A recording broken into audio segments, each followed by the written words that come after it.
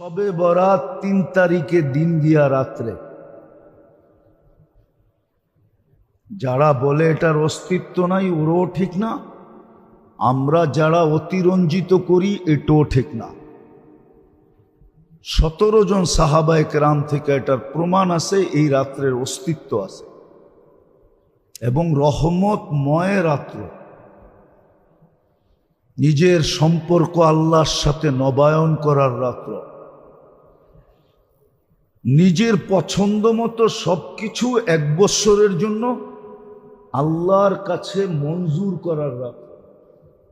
আল্লাহর কাছে মঞ্জুর করায় নেবে পছন্দেরটা, নির্জনে বৈশা, গোপনে বৈশা।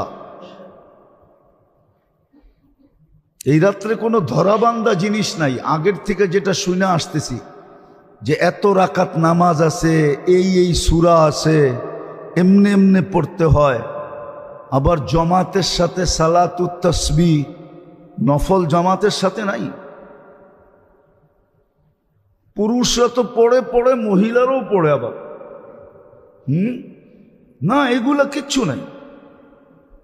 যেটা আছে ওইটাই আপনাকে বলতেছি। ব্যক্তিগতভাবে সারা রাত্র ইস্তেগফারে কাটায় দেন, চোখের পানি দিয়া কাটায় দেন, মাপ চাওয়া দ্বারা কাটায় দেন, রহমত চাওয়া দ্বারা কাটায় দেন। এতটুক চান যে আপনার মন এক সময় ভিতর থেকে বলবে, ভিতর থেকে মনেই বলবে, আল্লাহ মনকে বলাবে যে যথেষ্ট হয়ে গেছে।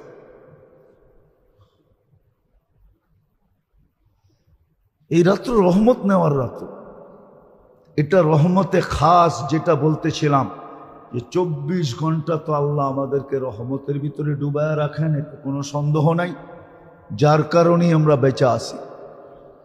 কিন্তু কিছু সময় আছে, কিছু দিন আছে, কিছু পর্ব আছে, কিছু মাস আছে যেটার ভিতরে আল্লাহর খাস রহমত নাজেল হয়। এটাকে টোকানো উচিত, জানা উচিত, চিহ্নিত করা উচিত, কাজে লাগানো উচিত।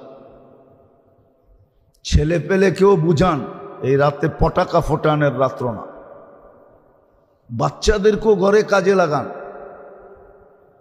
হ্যাঁ, একটা বাংলায় প্রবাদ বাক্য আছে, যদি ওটা গ্রাম্য প্রবাদ বাক্য, বুঝবেন কিনা জানি না, বলমু? বলে আগের হাল যেদিকে যায় পিছের হালও ওদিকে যায়। আগের হাল বোঝেন? হ্যাঁ, জমি চাষ করতে